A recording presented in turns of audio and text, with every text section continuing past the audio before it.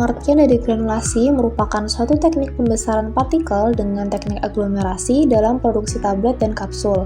Selama proses granulasi, partikel halus atau kasar yang kecil akan diubah menjadi gumpalan yang lebih besar yang disebut dengan granul. Tujuan dari dilakukannya proses granulasi sendiri yaitu untuk menyatukan partikel-partikel yang kecil bersama-sama menjadi partikel yang lebih besar, membentuk suatu gumpalan yang permanen agar dapat mengalir lebih bebas seperti pasir yang kering. Beberapa alasan dibuat dalam bentuk granul yaitu untuk membuat bahan menjadi lebih bebas mengalir, memadatkan bahan, menyiapkan campuran yang seragam dan tidak terpisah-pisah, meningkatkan daya kempa dari bahan obat, mengontrol kecepatan pelepasan dari obat, memudahkan pengukuran, mengurangi debu, dan memperbaiki penampilan dari tablet. Yang pertama adalah metode granulasi kering. Metode granulasi kering ini terbagi menjadi metode slugging dan roller compactor. Pada metode slugging digunakan tablet press untuk membentuk tablet berukuran besar. Mekanisme pencetakannya dimulai dari proses bernama filling, yaitu memasukkan campuran serbuk ke dalam hopper untuk mengisi dye. Selanjutnya, proses metering, di mana punch bawah akan naik untuk menggores kelebihan serbuk.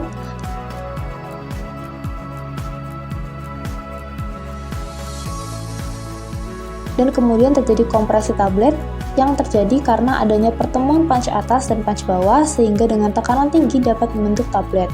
Kemudian akan terjadi ejection, yaitu pengeluaran tablet akibat kenaikan punch, dan tablet akan mengenai bagian scraper kemudian keluar dari mesin.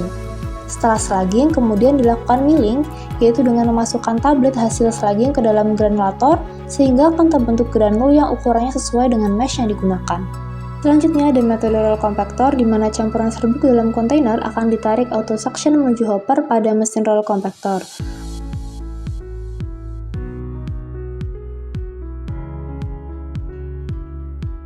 Aliran serbuk dalam alat tersebut dibantu dengan tekanan udara yang selanjutnya campuran serbuk itu akan menuju dua roller dan terjadi pengopakan campuran membentuk lembaran-lembaran. Lembaran ini kemudian akan dihancurkan dengan menuju granulator. Di dalam granulator, lembaran tersebut akan diberikan gaya terhadap mesh di sekelilingnya, sehingga menghasilkan granul sesuai dengan ukuran mesh yang digunakan. Granul yang telah terbentuk akan dipisahkan berdasarkan ukurannya dengan adanya vibrasi. Kemudian, granul dengan ukuran yang oversize dapat dimasukkan dengan auto suction ke dalam granulator kembali.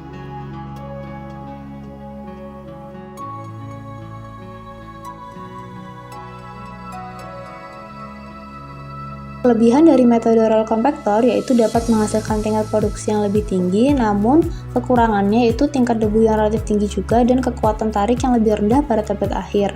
Sedangkan kelebihan dari metode slugging yaitu dapat meningkatkan kompresibilitas dan kompaktibilitas. Namun pada metode ini juga memiliki kekurangan yaitu pemrosesan batch tunggal, hasil manufakturnya lebih rendah dan juga kebutuhan pemeliharaan alat yang lebih tinggi. Pada Rauscher granulation digunakan beberapa peralatan yaitu granulator dan alat pengering granul basah yang dihasilkan. Oscillating granulator machine merupakan mesin granulasi berosilasi yang digunakan untuk proses homogenisasi, perataan, pembentukan granul dari bahan lembab atau massa kepal, dan alat ini juga dapat menghancurkan stok blok kering atau slugs menjadi granul dalam ukuran dibutuhkan.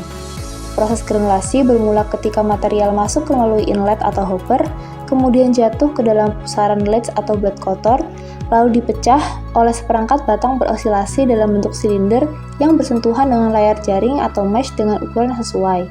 Tepi tajam rotor mengakibatkan pengecilan partikel melalui bahan saringan yang terdorong keluar dari bagian bawah atau disebut outlet product.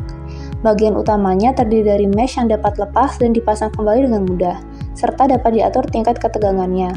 Lalu rotor dapat dilepas dan dibersihkan.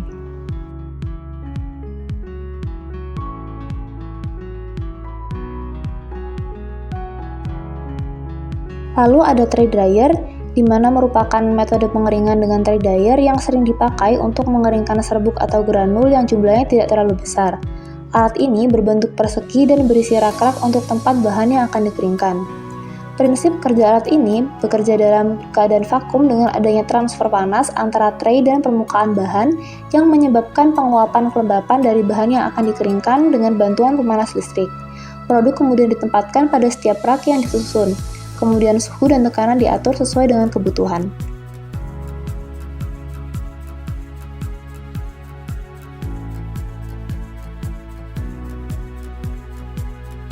Fluidicide bed granulation melibatkan pengontakan droplet cair pengikat dengan partikulat halus untuk mengubahnya menjadi keadaan basah.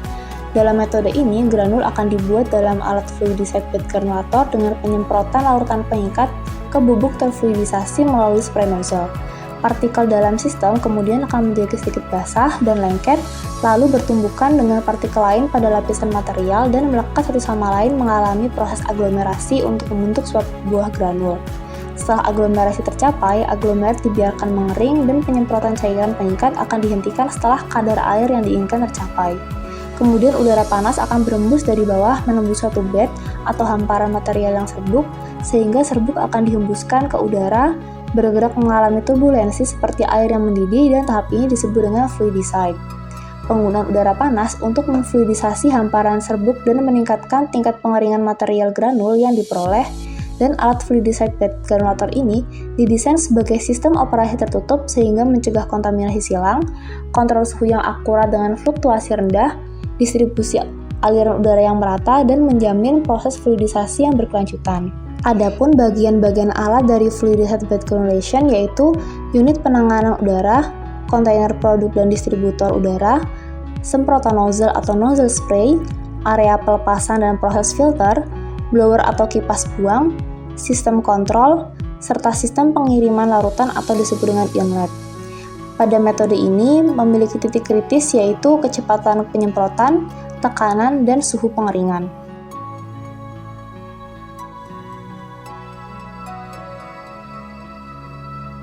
Selanjutnya ada Hechsher granulator atau rapid mixer granulator, di mana pada alat ini memiliki beberapa bagian yaitu tangki silinder atau kerucut, impeller, chopper, dan discharge port.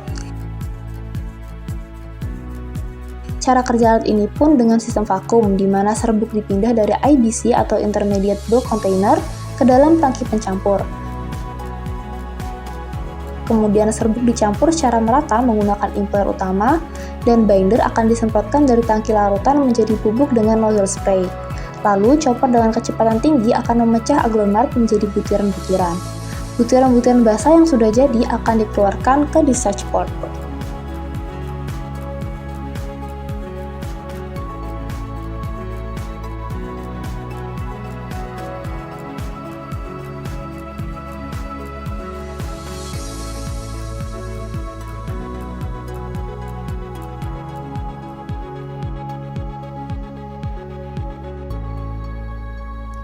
Selanjutnya ada metode gempa langsung, di mana yang pertama menggunakan alat single punch tablet press, di mana komponen utama dari alat ini yaitu ada upper punch, lower punch, dan die.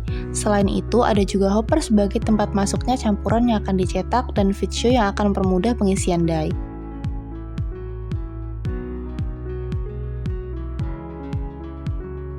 Berikut adalah kelebihan dan kekurangan dari alat single punch tablet press.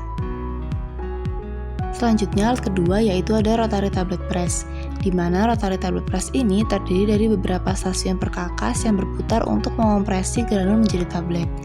Berikut merupakan kelebihan dan kekurangan dari alat rotary tablet press. Yang pertama adalah uji daya alir, di mana ini untuk menentukan waktu alir dan sudut istirahat. Alat yang digunakan bernama flow tester.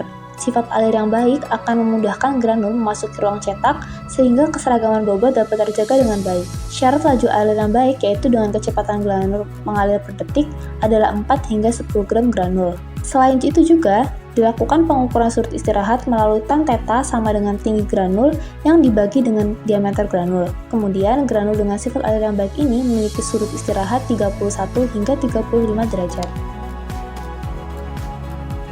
Uji evaluasi granul yang kedua disebut dengan uji kompresibilitas. Uji kompresibilitas ini bertujuan untuk menentukan apakah sifat bahan dapat membentuk massa yang stabil dan kompak bila diberikan tekanan. Alat yang digunakan adalah Jowling tester dengan syarat yang dikatakan baik jika nilai kompresibilitas kurang dari 20%.